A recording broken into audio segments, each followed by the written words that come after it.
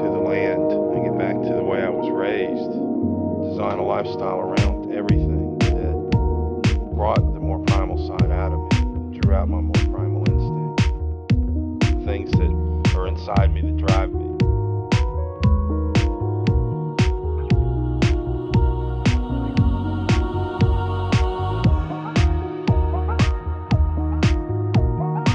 You get in step with the animals and the way they feel, because they are definitely on a different wavelength than we are, and it's because they don't follow these man-made constructs. They follow their primal side, their instinctive side.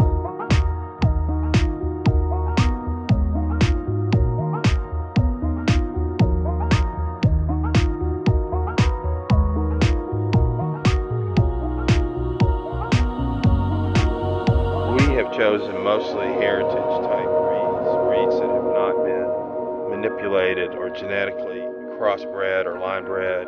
We want them to eat as many insects as they can.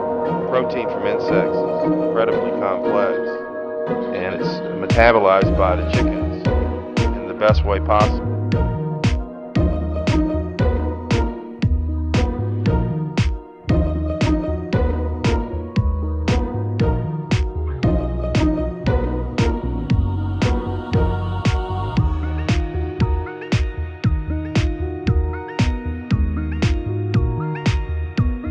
We have no preference between white-shelled eggs and brown-shelled eggs.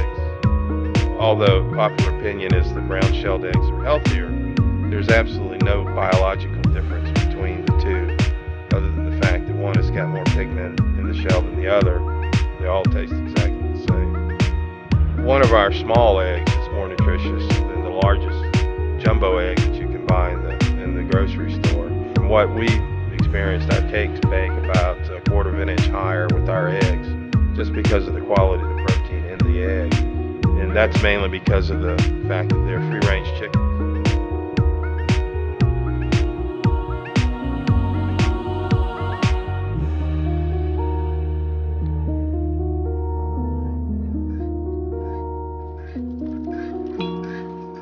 When you have a happy animal, what you're going to get is an incredibly superior food product. If that animal's happy, then it's not experiencing stress. It's stress-free. And a happy cow is going to give you fantastic milk. A happy chicken is going to give you a wonderful egg. And they're going to give you a lot of it. And as a farmer, this is what you want. You want a symbiosis with your animal to where they're actually responding to all these good stimuli by giving you great food.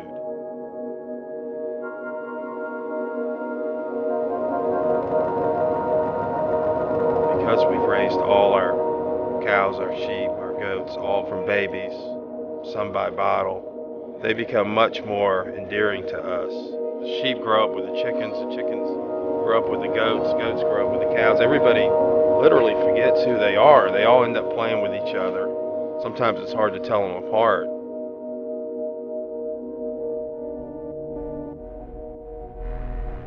We didn't pick our milk animals based on maximum production of milk. We picked our milk animals based on the quality of the milk that they produce. So as artisanal cheese makers, butter makers, and purveyors of fine milk, we look towards the best milk, the best tasting milk, and the most nutritious milk. So it's an easy decision to go with these Friesians, La Mancha, and a Jersey cow.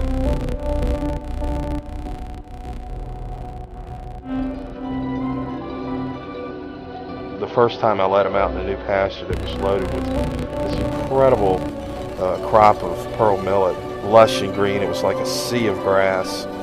All four of my cows were running around, kicking their heels up, playing with each other, nudging each other. Even the sheep, who are normally very well reserved, were gregarious and outgoing and jumping around and just having a great time. And the dogs were playing and the dogs were rolling around.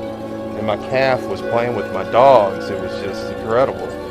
You could see the happiness on their face. You didn't have to even humanize them to see it. It was there. It was pure cow happiness. And it validated all of the thoughts that I had about the way I wanted to run this farm, the way I wanted it to happen.